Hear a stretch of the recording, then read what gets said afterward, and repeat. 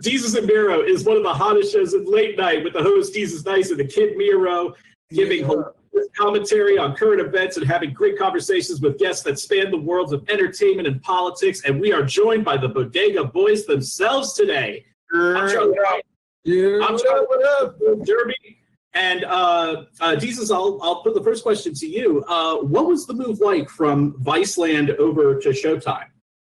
Oh, the move from Viceland over to Showtime. It wasn't hard at all, really. It was just like making sure to keep the authenticity and the natural cadence that people would come to us for.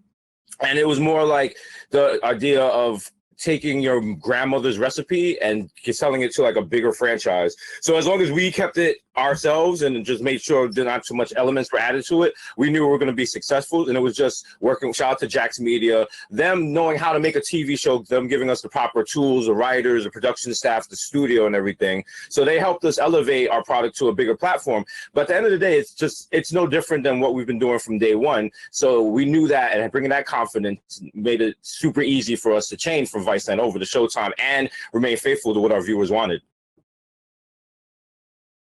Yeah, no, that's you hit the nail on the head. Like the tempo of the show was just like our rhythm and our banter back and forth. And like, of course, like the dope thing about the move was the ability to scale up, but like not necessarily using it all the time. Like, you know what I mean? Like just having those resources available to you is dope. You know what I mean? Just having them there. Not necessarily like, oh, we got to cram a sketch into every episode or everything like that. Just go with a natural feeling, but having the confidence to having those resources behind you was huge. So, Miro, I'll ask you the next one. Are there any aspects of the old show that you miss, or has everything really just basically migrated over to the Showtime format? You know, it's funny because like a lot of the people that work on the show now, we literally like hand selected them. So it's like there's people like Patrick, shout out to Patrick who does the graphics. He was on the old show. Like a lot of the editors came over from the old show.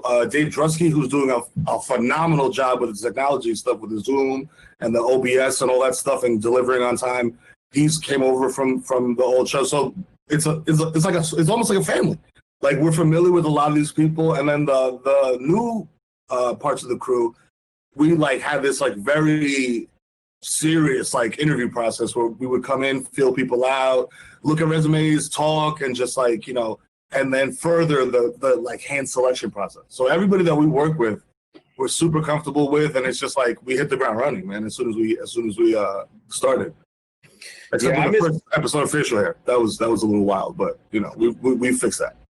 Yeah, I miss Juicebox the Bear, rest in peace, homie. I miss the numerous flies that would fly around the studio at any given time and would land on PDD's drink in the middle of an interview. And I miss the little cups of hummus that we used to get from the cafeteria pantry area in the Viceland kitchen. But other than that, no, everything we had, we brought over with us.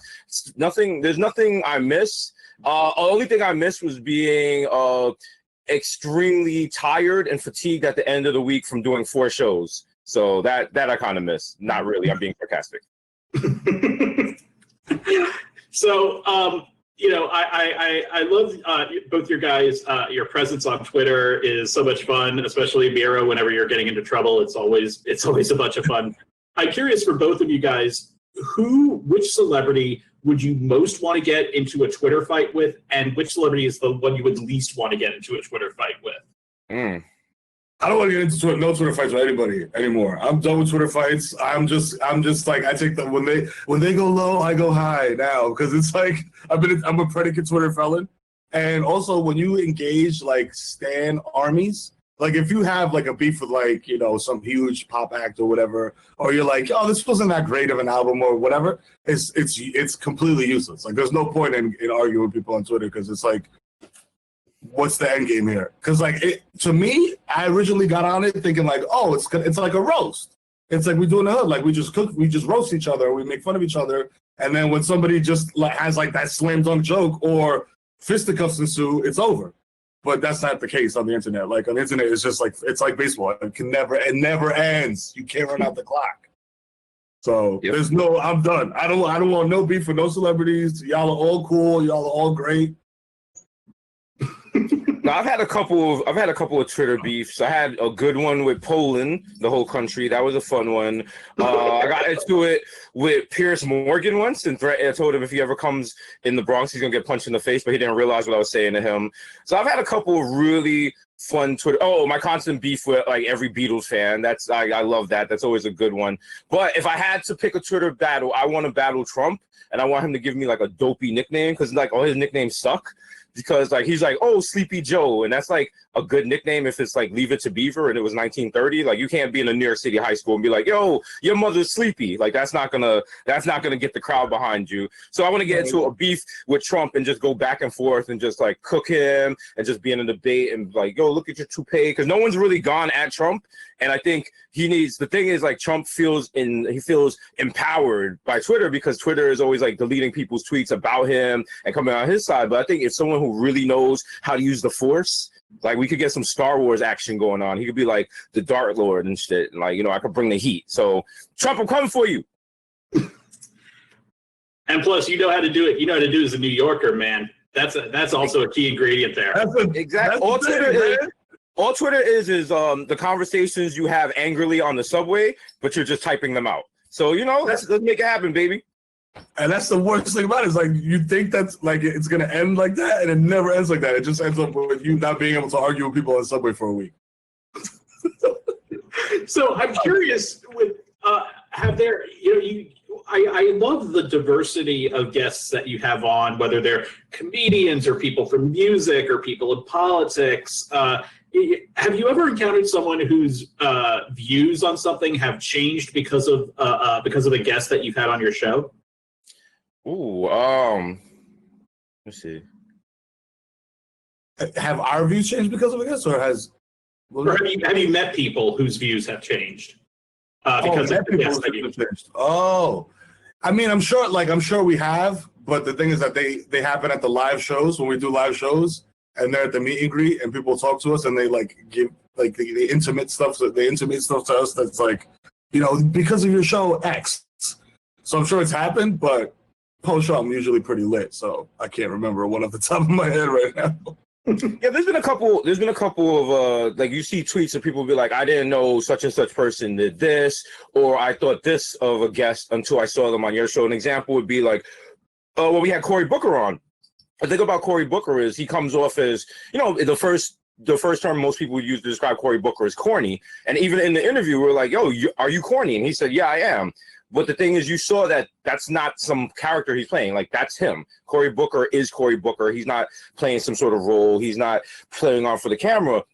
And I think a lot of times we do these interviews, the guests aren't showing their press side. You know what I mean? They're not showing what their what their PR person told them to. We're asking them wild questions. We're putting them in a weird situation, and you have to watch their humanity and see how they react to it. So a couple of good examples like Gabrielle Union and D Wade, we had them on a couple of weeks ago, and you've never really seen them just chilling casually as a couple cutting ass on each other. And a couple of people on the timeline was like, yo, I've never really been a fan of Gabrielle Union. She'd always come off as kind of like better than people, but I really liked seeing her and D Wade, and that's made me a fan. So that's what we try to do. We try to like present the guests in a new light. So because a lot of times what happens is we'll put on our Instagram or on Twitter, we'll be like, yo, this person's going to be on tonight.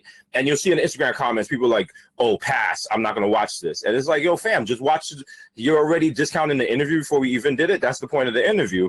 And thankfully our fan base, they'll watch. They've watched. We've put some guests in front of them that we were just like, yo, this is not going to be a good match. And then afterwards, you look at the Instagram comments and people are just like, yo, I didn't know who that person is, but yo, thank you for introducing me to them, and I'm gonna follow them. So you know, we're just putting meat in front of the wolves and seeing what they bite. It's like oh no, go ahead. Yeah, no. It's about like exposing people, you know what I mean? Like our fan base, like the Bodega Hive, the core fan base, and like, you know, showing them people that they might not fuck with on a regular basis, or and the inverse of that, expanding our base to people that we might not fuck with. Because there's some guests that it's like, okay, we don't really know too much about this person, but we would like to. Would you like to join us as we learn about this person? You know what I mean? So that's another like angle to it too, that makes it more real and more authentic. There's no talking points. It's like we know very little of this person. They might know very little of us, but during this interview, we're going to find out. So since we last talked, I asked you guys which guest was like the most surreal one that you had on your program, and you guys said it was Whoopi Goldberg, which is completely like, yeah, I get that. Since then, I guess 2017, is there another guest that has gotten to that level of like surrealness, like holy crap, I'm interviewing this person? Oh, probably David Letterman, because the David Letterman interview was incredible. It was like he was passing the torch, and he had nothing but high praise for us. And it wasn't one of those things where the person is just talking blindly and just giving you the wild dick flute solo because they're on your show. Like David Letterman, he's genuinely a fan. Like just being around him and his energy, the way he responded to us, and like you could just feel like he was proud of us a little. He was a little envious of us because he was just like, you guys are making the show I wanted to make. And then it was just like you just kept catching him out of the corner of your eye, like he's just looking at you and kind of just gleaming like a proud father. And that was such a like there was so much love in that interview. We were able to make that a full episode, and we could have probably sat there with David Letterman for like 6 or 7 hours. And it was it feels like the passing of the baton or the passing of the torch. And it was a statement to the world, like, yo, these guys are next in late night. And this is from one of the greatest late night hosts ever. So that definitely was a huge moment. Yeah, no, Letterman definitely is up there just because for the simple fact that, like, you know, that's like Michael Jordan telling you, hey, this guy's really good at basketball. You know what I mean? Like, these guys can play. You know what I mean? Like it's a guy who's synonymous with what you're doing, telling you that you're the future. So that was like, whoa, you know what I mean? And it was genuine. Like you said, it wasn't like a put on, and it wasn't like him trying to be cool, because he doesn't need to try to be cool. You know what I mean? Like the guy does one episode of a show and gets a zillion dollars. So there was no reason for him to, like, you know, go up there and like pander or do whatever. It was all genuine, and that was like, whoa, holy shit, wait a minute. Like when you think late night, you think Letterman, and having him say those things and want to be there was major. So I want to put a hypothetical out to you guys, and I'm hoping that we can exude some positive vibes here. Okay, you're at the Emmys. Let's just assume that the Emmys are going to happen. Right. You're at the Emmys this year. You go to the governor's ball. Everybody's now a little relaxed. The ceremony's over. Who's the first celebrity you look to say hi to? At the governor's ball.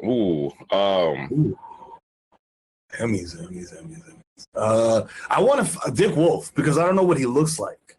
So if somebody was like, yo, that's Dick Wolf, I would want to go up to him and be like, hey, I've never met you. I'm a big fan of a lot of your work.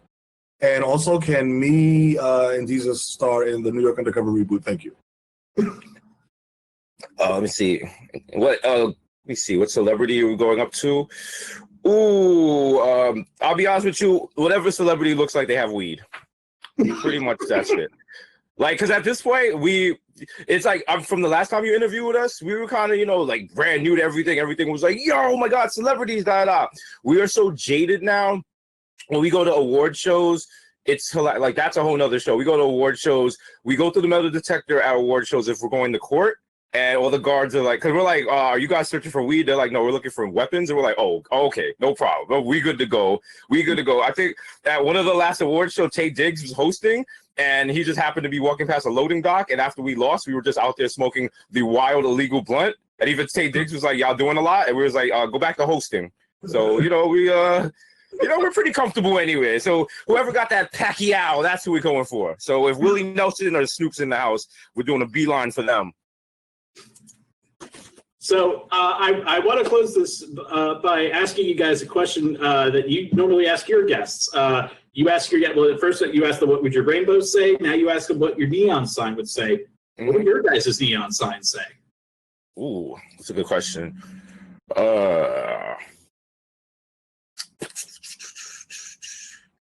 My neon sign would say, we gonna be all right. It's just that simple. We're going to be all right. We're going to get through this, and we're going to be back to normal eventually. Mine is super basic and super cheesy. It's just Adrian, Avery, Amari, Azalea, and Brownie. I love you. Well, that is just too sweet to end it on. Desus and Mero, thank you guys so much for joining us. This has been fantastic. We wish you all the best this Emmy season. And to all our viewers, please like this video, subscribe to our channel to see our latest content, and go to goldderby.com to make your predictions and see if you can outsmart the top prognosticators in Hollywood. Thanks so much, guys. Hey, go Derby. Yes, sir. It was Stream on Freaky back. Hey.